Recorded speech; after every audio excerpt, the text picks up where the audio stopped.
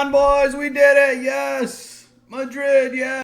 Okay, boys. Anyways, so today's Tuesday afternoon. Obviously, Real Madrid just finished up their game against Borussia Dortmund. Excuse me. And the score was 5-2, right? And I know a lot of people are going to be super happy about this result, but there's too many glaring problems with this team. And I'm going to kind of go over them and kind of show you the statistics. So, a couple things, right? You see the shots, you see the shot attempts, shot on goal, shot attempts. And you're like, okay, cool. We had 26 shots, 10 were on target. That's not too bad. But the problem here is that Borussia Dortmund had 8 shots and 7 of them were on target. That's like, what, 90-something%? So, obviously, there's a glaring issue that Real Madrid need a center back. David Alaba cannot come back fast enough. Obviously, we signed Jesus Vallejo, but we both know that he's not that guy.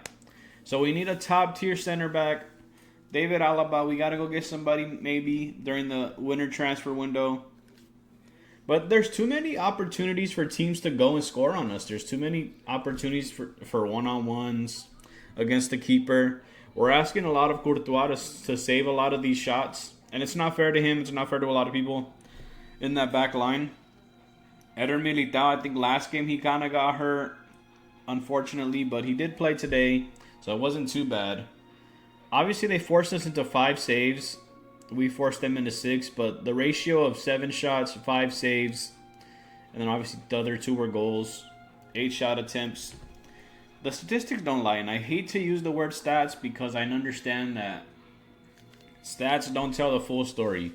If you're looking at this game and you're like, wow, if I just showed you this graph right here and just the score, you'd be like, wow, I get it. Real Madrid beat the crap out of Borussia Dortmund. You wouldn't have known at all that Real Madrid were down 2-0. And that's kind of the issue, is that, one, for me, Vinicius Jr. is a phenomenal player. He's going to win the Ballon d'Or coming up in a little bit here. But he loses the ball in sticky situations. You'll have him, Ferland Mendy will have the ball. He'll pass it into Luka Modric or Valverde. And then they'll pass the ball into Vinny. And Vinny has 3 guys on him. And then Mendy overlaps to give him an opportunity to pass the ball to him. And Vinny will just lose it.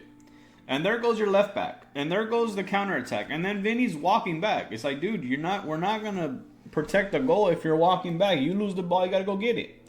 And it's kind of an ego thing. I get it. You're going to win the Ballon d'Or. You're the best player in the world at the moment. And you play alongside the other 2 best players in the world. But that gives you no excuse to continue to work hard. And that's my second point, is that some players are not kind of putting in the effort to win the game.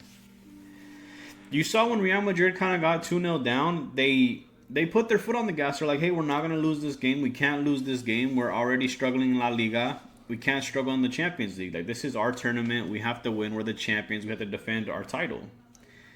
And that's kind of just isn't happening. And that's kind of the issue that I have with a lot of the players at the moment, specifically Mbappe and Vinny. Obviously, they're high egos, high popularity. Obviously, all the eyes are on them, but that's kind of the issue. That's kind of what happens when you're that kind of type of player, right? When you're top of the food chain, everybody wants you. They want to take you down.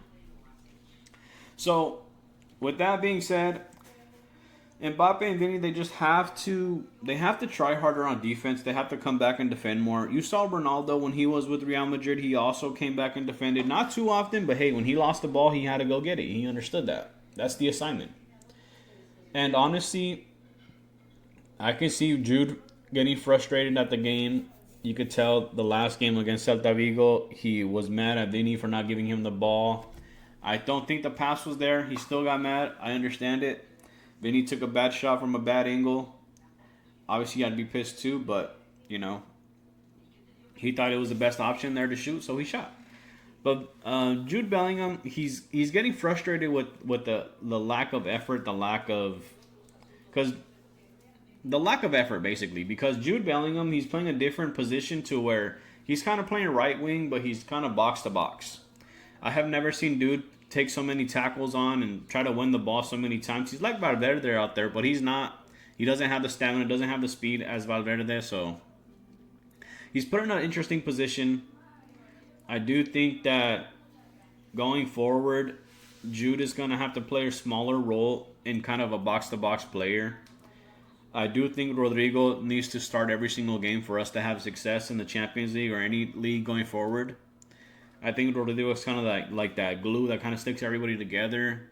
He makes the right passes. He finds the right balls. He makes the passes to the right people. He's just... If I had to give Vinny's skills to Rodrigo, I would. Because Rodrigo would then become the best player in the world. Because Rodrigo is that guy. He has a great shot. He finishes really well. He holds onto the ball well. He's a small dude, but he wins headers. Rodrigo, for me, is the best player right now currently on Real Madrid. And I know that's going to piss off a lot of people because obviously Vinny gets the glory. Vinny gets the goals. But it's kind of one of those things where Vinny's Ronaldo and Rodrigo's Benzema. If you gave... Obviously, when Ronaldo left, Benzema was by himself, and look what he did. He won the Ballon d'Or, right? So, Rodrigo's that guy for me right now. He's the Benzema. He does all the pretty plays. He does all the necessary things to win the game. Obviously, it's not super flashy like Vinny is, but it gets the result. And that's kind of what he determines the success and how far the team will go. Because Mbappe, he created that third goal, or the Real Madrid's fourth goal for Vinny to happen. He kind of takes the defender that's supposed to be guarding Vinny because Vinny's cutting into the box. Mbappe drags him, opens up the spot for Vinny to shoot. It's a great finish. Obviously, there was a lot of room for error to the ball ricochet off Mbappe while he's running through. But I do think there was opportunities for Vinny to give an easier pass for an easier goal to his teammates, and he didn't do that. I think that he's kind of getting selfish and kind of wants the glory and understands that, hey, I'm the main man. I want you guys to understand that I'm the main man. But with that being said, I'm not too excited. I'm not too over the moon about this result. I think there's, like I said, there's a lot of glaring issues. There's a lot of things that Real Madrid have to figure out going forward, especially with the back line, obviously. The midfield, with Camavinga being back, helps a lot. Modric, I don't know what that guy's on, but dude ages like fine wine. I could not tell that he's 30 plus. 35 plus, but dude's awesome. He's not going to be playing every single game, every single minute, but he's doing what he has to do out there. I would love to see Arda Güler get out there a couple times, during the La Liga games to give Jude some rest, but other than that, that's all I got for you guys.